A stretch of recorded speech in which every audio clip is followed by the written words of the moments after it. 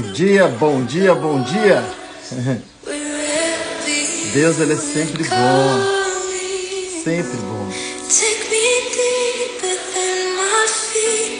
sempre bom. Espero que esse tempo seja um tempo poderoso na sua vida, na minha vida. Você que está aqui já ao vivo comigo, online. Você também que vai assistir esse vídeo depois. Espero que o que vai ser ministrado aqui vá além da expectativa do seu coração. Bom dia, Wesley. Bom dia, Eliane. Que alegria ter vocês aqui. Espero que vá além mesmo da expectativa do seu e do meu coração. Que o Senhor vai estar fazendo, que o Senhor vai estar ministrando aqui nessa manhã. Vai ser um tempo de aprendizado, um tempo de crescimento para todos nós. Eu, particularmente, eu amo aprender. Vou baixar aqui.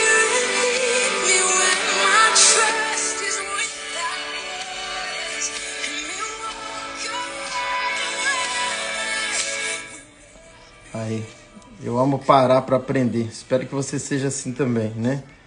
É ser fome para depois ser pão. Não sei se vocês já perceberam, mas a Bíblia relata que nos 4 evangelhos, aqueles 12 homens que decidiram seguir Jesus, eles eram discípulos. E assim que encerra os 4 evangelhos, começa um livro, que é um livro narrado por Lucas, que não era um dos 12, mas ele narrou esse livro e ele diz que esse livro ficou titulado como Atos dos Apóstolos. Bom dia, pastor Ivanete, que alegria tê-la aqui. Então esse livro ficou chamado de Atos dos Apóstolos. Então, discípulos foram transformados em apóstolos. Discípulos são aqueles que aprendem. Apóstolos são aqueles que ensinam, né? Então, para que eu seja um apóstolo, eu preciso primeiro ser um discípulo. A imagem tá boa, hein, gente? Eu resolvi fazer uma imagem diferente aqui, usar um recurso aqui. Tá boa a imagem? Se estiver ruim, falo que eu troco aqui. Então, os discípulos, eles se tornaram apóstolos, porque discípulo tá ligado a alguém que é mestre, alguém que ensina. Então o discípulo é aluno de um mestre. Aí depois que ele aprende, ele se torna apóstolo de outros discípulos. E assim vai. Então veja que o livro de Atos, depois dos 4 evangelhos de treinamento, de puro treinamento de discípulos, o livro chama Atos dos Apóstolos, né? Atitude, obrigado, Vanete. Glória a Deus. Então o livro de Atos dos Apóstolos é atitude dos apóstolos. Todo cristão, eu vou mudar aqui. Todo salvo deveria se tornar um apóstolo. Todo salvo deveria se tornar um... Bom dia, Tainá, que alegria te ver. Todo salvo deveria se tornar um apóstolo, tá? Eu não estou dizendo apóstolo ministerialmente falando no contexto de abrir várias igrejas, de liderar várias igrejas, não. Eu estou dizendo no sentido de ser um mestre da palavra. Ser alguém que ensina, ser alguém que tenha discípulos. Bom dia, Luciene, que alegria te ver aqui. Então, você precisa crescer, eu preciso crescer no conhecimento, a gente precisa ser aluno para depois ser professor. Todo professor um dia foi um aluno. Então, se você quer ensinar, você precisa aprender. Se você quer ser pão na vida das pessoas, você precisa primeiro ser fome. Se você quer jogar para fora um ar que está dentro, isto é, expirar, você precisa primeiro ter colocado o ar para dentro, que é o inspirar. Então, tudo primeiro você recebe para você, depois você dá para o próximo. Então, quando você foi salvo para salvar. Quando você foi curado para curar. Quando você foi liberto para libertar. Quando você é ensinado para ensinar. E assim é a vida. As coisas passam por nós. Elas não podem parar em nós. Por isso que é importante você crescer em conhecimento. Porque é bênção para a sua vida e é bênção para aquelas pessoas que você depois vai compartilhar. Falando em compartilhar, faz o seguinte, clica nesse aviãozinho aí, todo mundo fazendo, não custa nada. Você vai estar contribuindo com outras pessoas, que é a razão da vida, né? Você viver em prol das pessoas também. Então, marca aí o máximo de pessoas que você puder e dá um enviar aí para elas, chama elas para estar com a gente aqui, que nós vamos entrar forte aqui agora dentro do tema, que é salvação e reino, eis a grande diferença. Então você pode contribuir aí convidando pessoas para estar com a gente aqui, tá bom? Eu tô aqui, já passei de 20 aqui já, ó.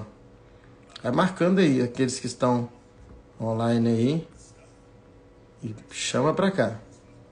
Muita gente online aqui hoje comigo aqui, ó. Pronto. Já chamei um monte aqui. Faz o mesmo aí.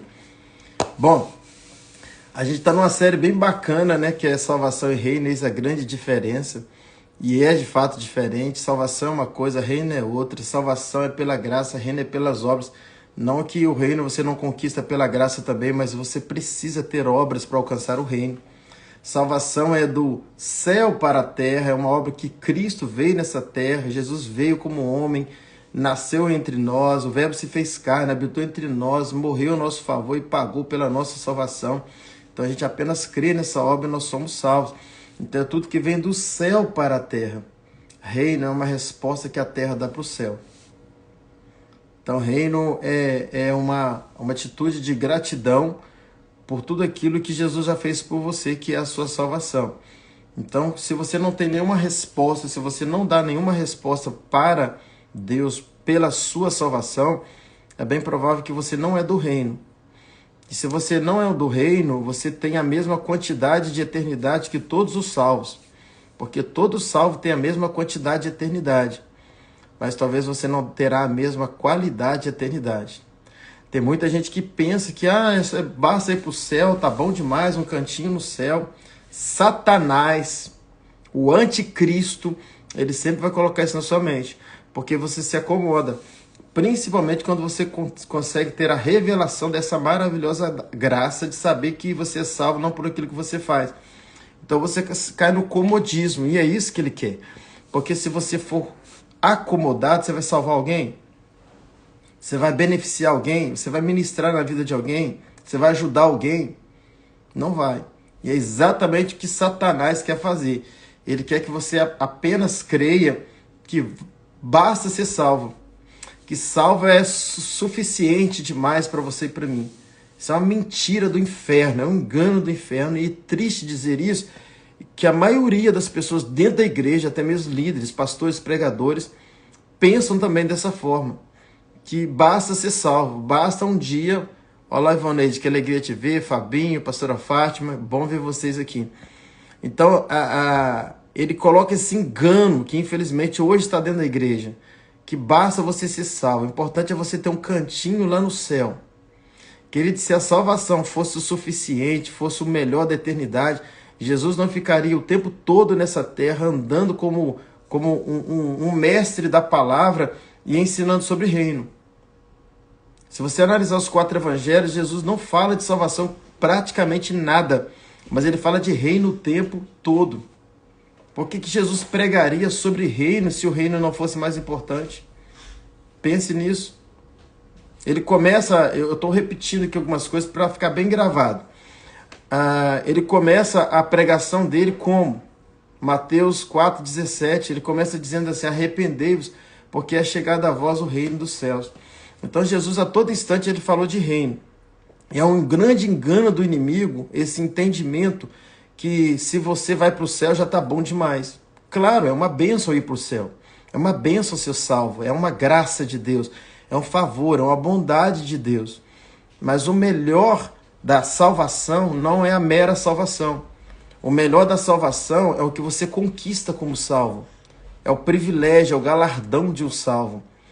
Então é o que eu sempre digo, todos nós salvos somos salvos pela graça, pela bondade, pelo amor, pelo favor de Deus. Um amor que nós não merecemos. É a bondade dele, é o favor dele. Então eu e você, nós somos salvos não por aquilo que nós fazemos. Nós somos salvos por aquilo que nós cremos e que alguém fez. Então Jesus ele pagou por nós. Então quando você crê, Jesus não te ama mais do que me ama, ou me ama mais do que te ama. Quando você crê, eu e você, quando nós cremos, nós fomos para a igualdade de quantidade de eternidade. Isto é, eternidade é um dia que não acaba mais, então não virá a noite, nunca vem a noite, então é um dia que não acaba mais. Essa é a nossa eternidade, porque onde Deus está não tem noite. Estão pegando aí? Então a gente vai estar com Deus e onde Deus está não tem noite. Se não tem noite é um dia que não acaba mais. Essa é a nossa eternidade. Então, sobre a eternidade, eu e você temos a mesma quantidade. Por quê? Porque para a sua eternidade, Deus é quem fez. Então, se foi Ele quem fez, Ele te amou o quanto que me amou, então nós temos lá a nossa eternidade, que é um dia que não acaba mais. Tá? Bom, mas e a nossa qualidade de eternidade? Tá? Porque essa é a mentalidade de muitos cristãos. Pensam que basta ir para o céu. Então a gente tem a mesma quantidade de eternidade, que é o dia que não acaba mais. Mas e a nossa qualidade de eternidade? Pense nisso. Porque não é só a quantidade, é a qualidade de eternidade. E quando a gente fala de qualidade de eternidade, nós estamos falando do reino. Nós estamos falando de divisas no reino. Por isso que o ladrão pediu o reino, por isso que a mãe de Tiago e João pediu lugar de privilégio com Jesus no reino, por isso que Jesus ensinou sobre o reino, por isso que tem o reino milenar, por isso que tem o reino eterno, por isso que Jesus abre a sua boca, a primeira coisa que sai da boca dele é reino. Os moldes do céu é reino.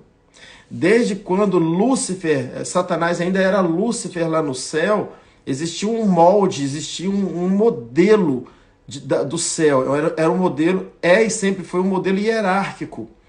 Então o céu ele é hierárquico, Deus ele é hierárquico, Deus trabalha com governo, Deus trabalha com gestão, com administração. O céu ele é administrado, e o céu tem hierarquias de anjos, arcanjos, querubins. Há hierarquia no céu. Por isso que quando Deus cria Adão, uma das primeiras coisas que sai da boca de Deus para Adão foi o quê? Governe, domine. Governo te lembra o quê? Quando você lê o livro de 1 Reis e 2 Reis, você está falando dos reis que Deus instituiu, Deus levantando reis, Deus levantando governos para a terra. O modelo de Deus é um modelo de governo, é um modelo de domínio, não sobre pessoas, mas sobre um sistema. Então Deus trabalha com governo, por isso que Jesus, quando ele entrou nessa terra, ele instituiu o quê? O reino dele, que Satanás roubou lá no Éden quando Adão pecou. E Jesus de volta ele traz esse reino, ele institui, e ele começa dizendo, arrependei-vos porque é chegado a vós o quê? O reino dos céus. Então nós não somos salvos apenas para morar em um céu, nós somos salvos para reinar nesse céu.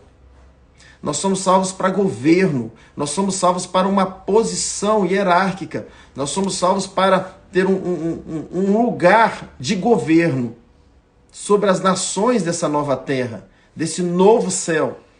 Então, querido, muito mais do que você, preste atenção nisso aqui, muito mais do que você ser um mero salvo, é você ser um salvo do reino, um salvo comprometido com o reino.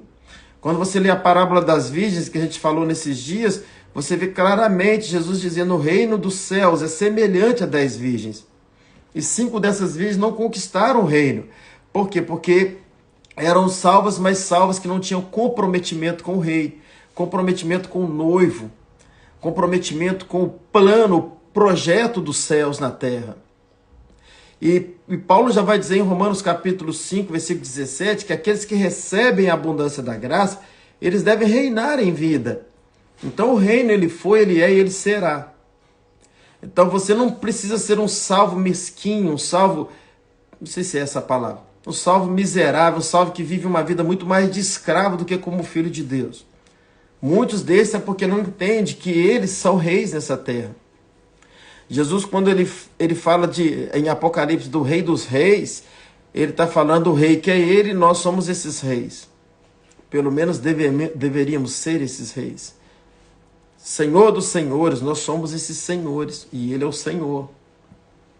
General dos generais, ele é o general, nós somos os generais. Então Deus não salvou você para você ficar parado no meio do caminho apenas como salvo.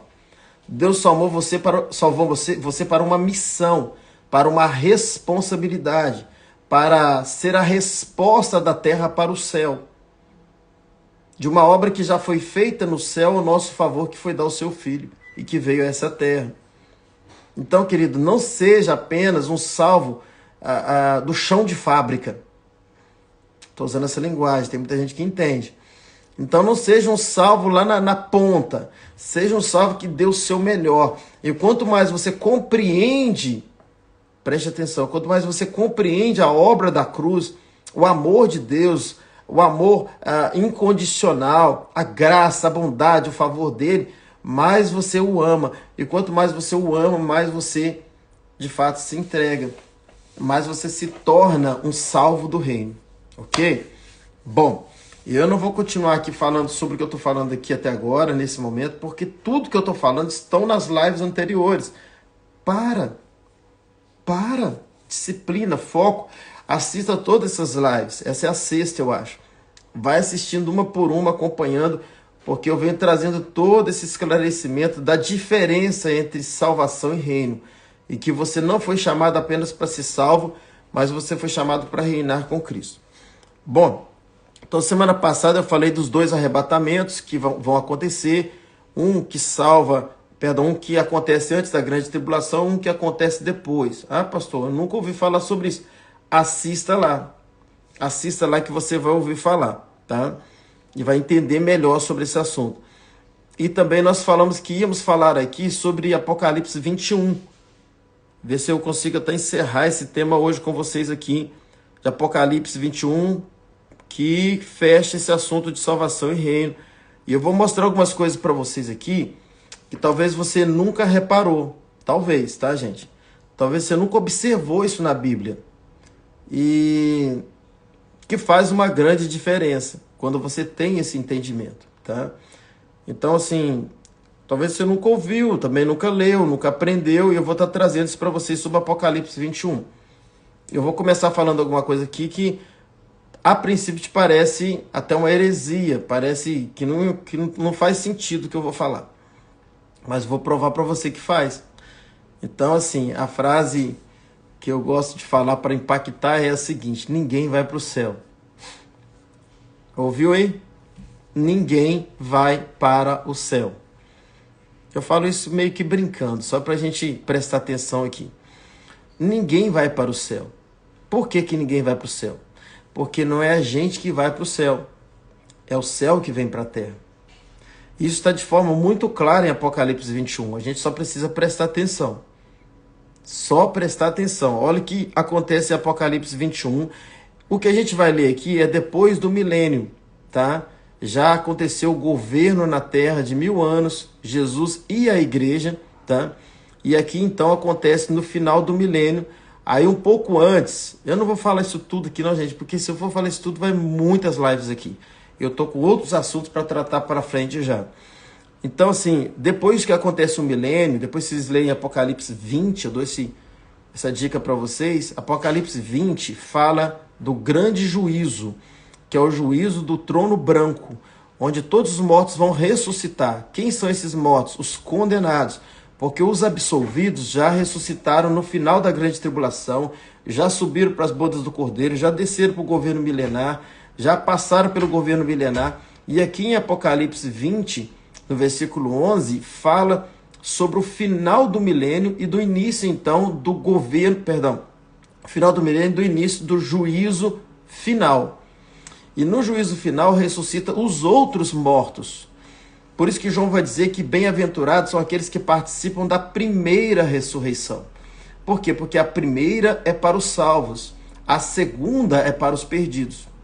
Tá? Então Apocalipse 20 fala que bem-aventurados são aqueles que participam da primeira ressurreição. Então vamos lá. Nessa segunda ressurreição, que é Apocalipse 20, um pouquinho antes aqui, versículo 11, vão ressuscitar todos os mortos ímpios, perdidos, que não foram salvos. E a Bíblia diz que a sepultura devolve os seus mortos, o mar devolve os seus mortos.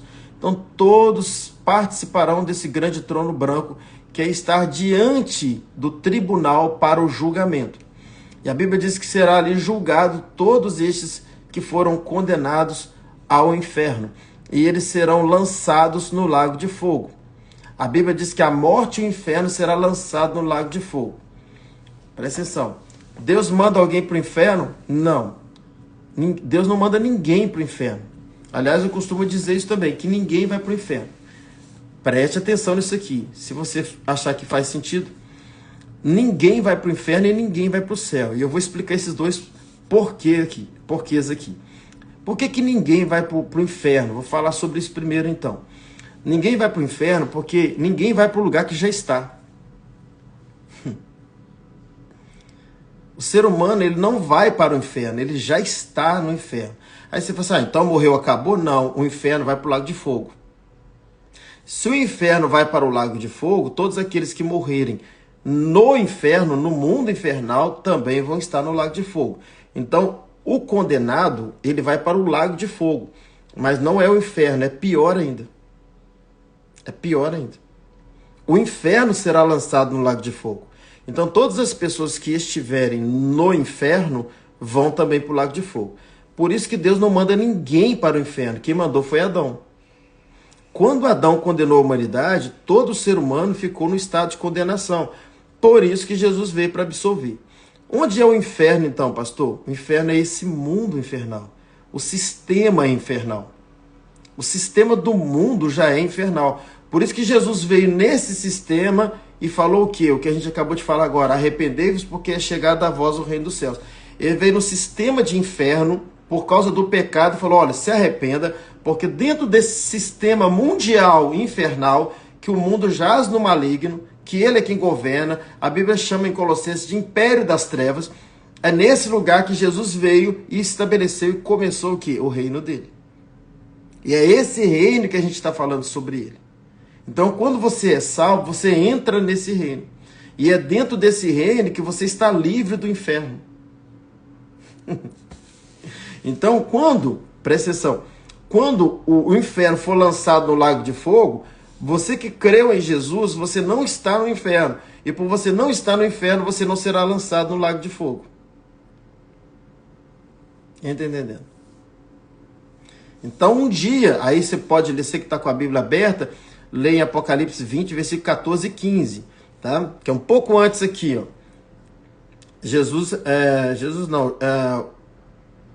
João narrando, o que ele fala aqui? Olha só.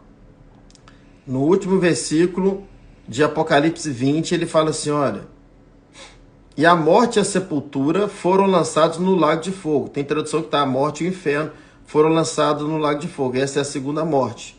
E todo aquele que não foi achado escrito no livro da vida foi lançado no lago de fogo. Então, a condenação do inferno vai levar muita gente juntos. Por isso que Paulo diz aos Colossenses que ele nos tirou do império das trevas e nos transportou para a liberdade da glória do Filho do seu amor. Então, nós nascemos onde? Nós nascemos no império das trevas. E o que é o império das trevas? O mundo infernal. Por isso que todo ser humano, não importa se ele é bom, se ele não é, se ele faz caridade, se não faz, se dá o melhor dele na vida dele aqui na terra, se nunca roubou de ninguém. Vamos imaginar uma pessoa gente boa mesmo. Por que essa pessoa ainda pode ir para o inferno? Porque ela nasceu debaixo de condenação. Ela nasceu na natureza adâmica, ela nasceu condenada. Por isso que Jesus falou que é necessário o quê? Nascer de novo. Então ela nasceu dentro de um sistema infernal. Esse sistema infernal, esse império das trevas, um dia vai ser, como nós lemos aqui, vai ser lançado no lago de fogo. E todas as pessoas que morrerem nesse estado infernal vão para o lago de fogo. É Jesus que mandou? Não, quem mandou foi Adão. Foi o pecado de Adão. Aí você pode dizer, mas isso é injusto, foi Adão quem pecou. Beleza, por isso que Jesus veio, para absolver. Jesus veio para tornar justo o que estava injusto. Então você nasceu de Adão para a condenação, você nasce de Jesus para a absolvição. Você nasceu de Adão para ir para o inferno, mas você nasce, ou melhor, para ir para o lago de fogo. Você já nasceu no inferno, mas você nasce de Jesus para ser tirado do império das trevas, que é desse inferno, e agora morar no céu. Ok? Bom, então vamos lá. Pastor Clodoaldo, bom dia. Sandro também, alegria vê-lo aqui. Glauco, que alegria ver vocês. A Thalita também. Mas vamos em frente aqui, então. Aí, entrando em Apocalipse 21, o que João vê aqui? João mostra de forma muito clara para nós que também ninguém vai para o céu.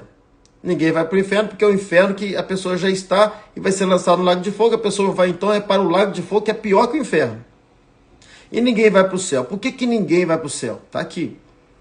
Apocalipse 21 diz assim: e vi um novo céu e uma nova terra, porque já se foram o primeiro céu e a primeira terra, e o mar já não existe. Vi também a cidade santa, a Nova Jerusalém, que descia do céu da parte de Deus, adereçada como uma noiva ataviada para o seu noivo. Então preste atenção, não somos nós que vamos para o céu. É o céu que vem para nós. Não é a terra que vai para o céu, mas é o céu que vem para a terra. Se você observar, querido, desde Gênesis até hoje, e até esse texto que nós estamos lendo, nós vamos ver sempre um Deus querendo estar aqui. A gente não vê um Deus que quer nos levar para lá, mas é um Deus que quer vir para cá. Se você analisar, quando Deus cria Adão e Eva, a Bíblia diz que toda tarde Deus vinha. Depois Deus veio falar com Noé, depois Deus veio falar com Abraão, depois Deus veio falar com Moisés, manifestou na sarça. Deus andava no meio do povo de Israel, manifestava como coluna de fumaça ali no tabernáculo. É Deus sempre na terra. Comece a observar, desde Gênesis, é Deus sempre querendo estar aqui. E como se não bastasse, o Deus do céu veio para a terra. O menino nasceu. O Verbo se fez carne e habitou entre nós. Comece a observar, tira um tempo para você estudar sobre isso. Você vai perceber sobre um Deus que está sempre vindo à terra. O interesse de Deus de estar aqui. E então o Verbo se faz carne e o próprio Jesus encarna em homem e vem habitar aqui na terra, no nosso meio. Jesus morre, ressuscita, volta para o céu. De novo vem quem? O Espírito Santo para a terra, que é o próprio Deus, para habitar aqui na terra, habitar dentro de nós. Então observe, sempre é Deus vindo para cá, não é a gente indo para lá. Então não é a gente que vai para o céu. É o céu que vem para a terra. Essa terra será uma nova terra. Está aqui o texto muito claro. João vê em Apocalipse 21 um novo céu e uma nova terra. E ele fala, porque já se foram o primeiro céu e a primeira terra. E aí fala assim, o mar já não existe mais. Tem gente que crê que de fato não vai ter mar nessa nova terra. Mas isso também pode ser um sentido figurado. Por quê? Porque mar representa na Bíblia morte.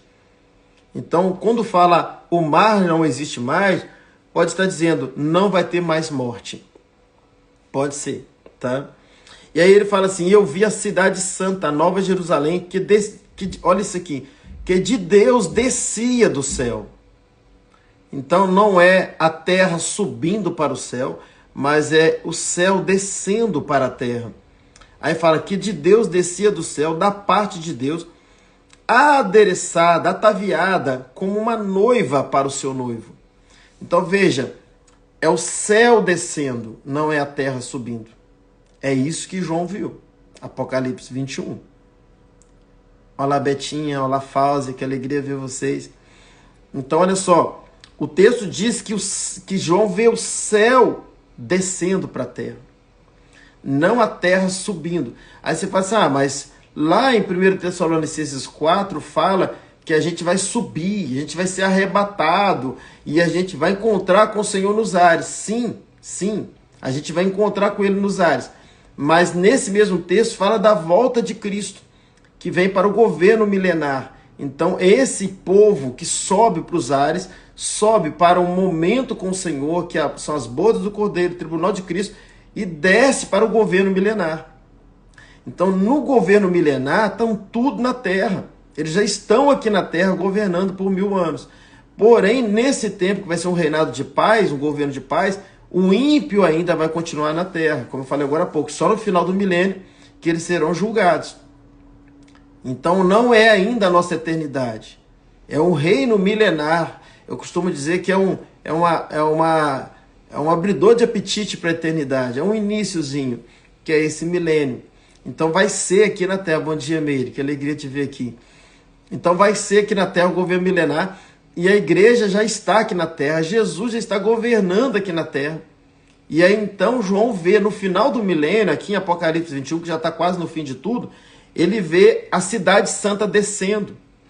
E vamos mais aqui, gente. Olha o que o texto diz para nós. Gente, curte aí, se está sendo interessante o tema para vocês, clica aí no coraçãozinho, clica no foguinho, compartilha, comenta, o mais que vocês puderem, porque o algoritmo do Instagram entende que é de relevância essa live e vai compartilhar para outros, se realmente você está achando o tema interessante. Mas vamos lá. E aí ele fala, e vi a cidade santa, a Nova Jerusalém, que de Deus descia, ataviado para a noiva. Aí no versículo 3 ele fala assim, e ouvi uma grande voz vinda do trono, olha isso aqui, e ouvi uma grande voz vinda do trono que dizia, eis que o tabernáculo de Deus, a morada de Deus, está com os homens. Isto é, Deus vem morar com o homem. E aí fala assim, está com os homens, pois com eles habitará. Então não somos nós que vamos habitar com Deus, é Deus que vai habitar com a gente. Ele já está dentro da gente. Já é desejo de Deus estar aqui na terra. Como eu disse, Jesus veio para a terra. Deus vinha à terra desde a época de Adão. Então é sempre Deus querendo vir para cá. Não é a gente indo para lá, é Deus que vem para cá. Para um novo céu e uma nova terra. E aí olha o que o texto diz para nós. Pois com eles habitará e eles serão seu povo. E Deus mesmo estará com eles. De novo, João frisa isso. E Deus mesmo estará com eles. Isto é, Deus estará com a gente nesse novo céu e nessa nova terra. E aí ele fala, ele enxugará de seus olhos toda lágrima. Não haverá mais morte, nem haverá mais pranto, nem haverá mais lamento, nem dor, porque já as primeiras coisas são passadas. Eu vou falar algumas coisas aqui que vai te assustar, mas eu tenho que falar. Eu tenho que falar. Eu não vou ficar em paz se eu não falar isso para você, que é o que eu creio. Tá? Tem várias escatologias, várias linhas, mas é a linha que eu creio e eu preciso falar isso aqui. Então, assim, se fizer sentido para você, você vai crer como eu creio. Se não fizer sentido para você, esquenta a cabeça com isso não, tá? Isso não se preocupe com isso, tá? Mas se o Espírito Santo trouxer paz no seu coração também, tenha isso como revelação. Mas vamos lá, vamos continuar aqui. Então a cidade santa, ela vem, que é o governo de Deus vindo para a terra, tá? Morar com a gente, é o céu vindo para a terra. Porque, gente, céu, eu falo sempre isso, céu não é um lugar onde Deus decidiu morar porque chamava céu. Vou de novo. Céu não é um lugar que Deus escolheu para morar porque já era céu, já chamava céu. Não. Céu é um lugar que Deus decidiu morar e por isso passou a chamar céu. Deus escolheu um lugar para morar e a partir do momento que Deus começou a morar nesse lugar, esse lugar virou céu. Então esse mundo infernal, quando Deus decidir morar nele, ele vai se tornar o quê? Céu. Porque céu é onde Deus está. E vou abrir um parênteses aqui, se ele habita em você, a sua vida tem que ser um céu. Porque céu é onde Deus está. Então quando Deus vier para a terra vira céu.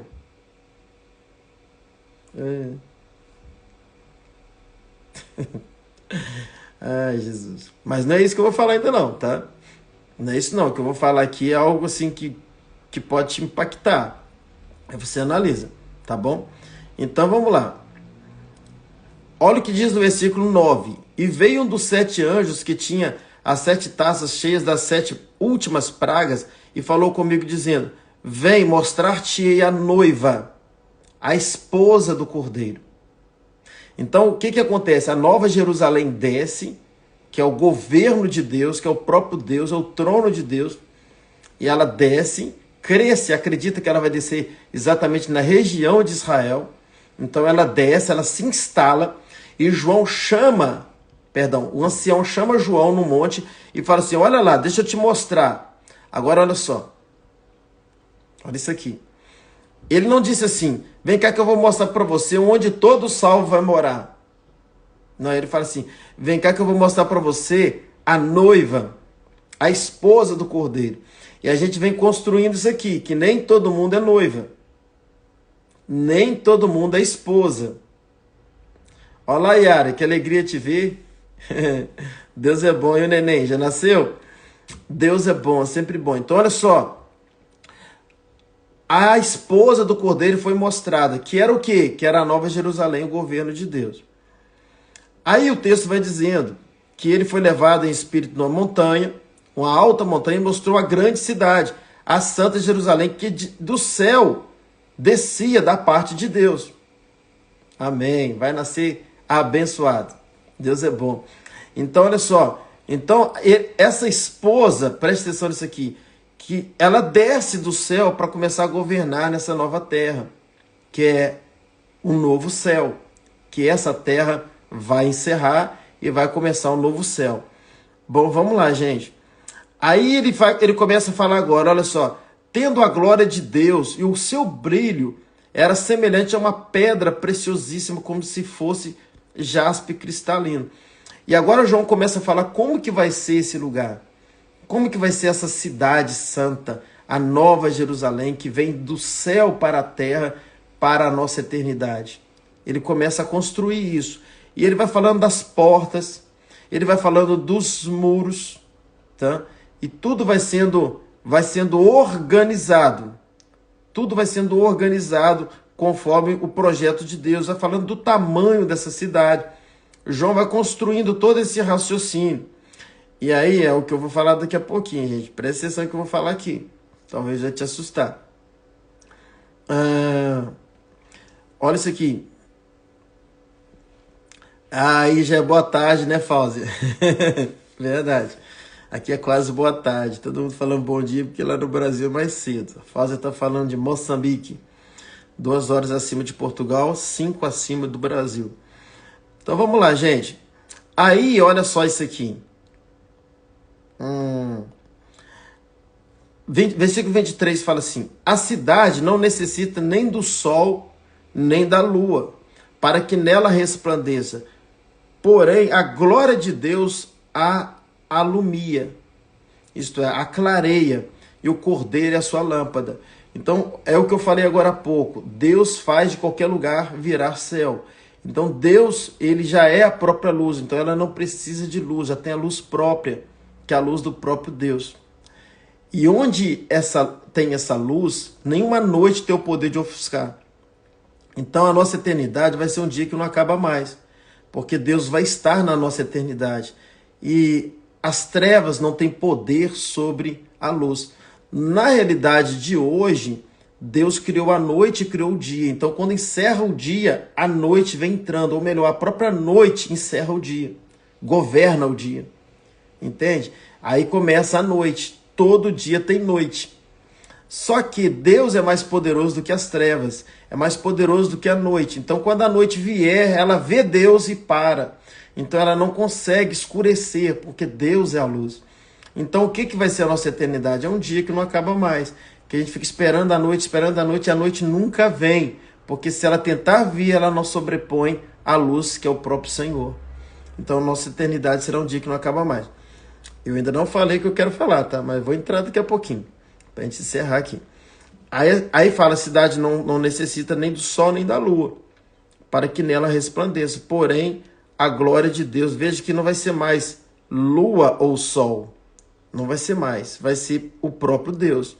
Então não vai ter mais essa mudança de 12 horas mais ou menos. Porque o sol, ele não vai sobrepor a lua nem o inverso. Então vai ser a glória do próprio Deus. Não vai precisar de sol nem de lua. Aí vamos lá no versículo 24, perdão. Vê se você entende isso aqui. Nós estamos falando da cidade santa, da Nova Jerusalém. Nós estamos falando de onde Deus vai estar. O Cordeiro vai estar. A esposa vai estar. A noiva, aquela que casou com Cristo. Os cristãos de reino vão estar. Tá? Beleza. Eu estou falando da eternidade já. Só olha o que fala no 24. Tenta entender isso aqui. As nações dos salvos andarão à sua luz. As nações dos salvos andarão à sua luz. Vai estar salvo assim, tá, Yara? Vai estar disponível aqui. E os reis da terra trarão para ela a sua glória e honra. Peraí.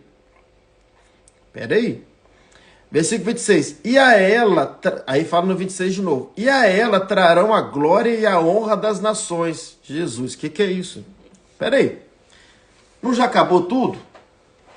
Não é a cidade santa, a Nova Jerusalém, e a gente não vai morar dentro da cidade, que é a Nova Jerusalém, o novo céu, a nova terra, estar com Deus para sempre, andar em rua de ouro, como está escrito. Mas espera aí, mas que nações dos salvos são essas? Eu li aqui, gente. Se vocês quiserem depois ler, Apocalipse 21, versículo 24.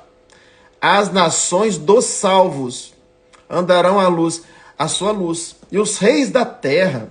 Reis da terra? Ué, que povo é esse? Trarão para ela quem? Para a cidade santa, a sua glória e honra. As suas portas não se fecharão de dia e noite, ali não haverá. E a ela trarão a glória e a honra das nações. De novo, gente, que nações são essas? E aí? Se nós cremos que nós vamos para o céu, que é esse céu que vem para a terra, nós vamos morar com Deus na cidade santa, na Nova Jerusalém, nós vamos estar ali com Deus, governando, vivendo com Ele para sempre. Que nações dos salvos são essas?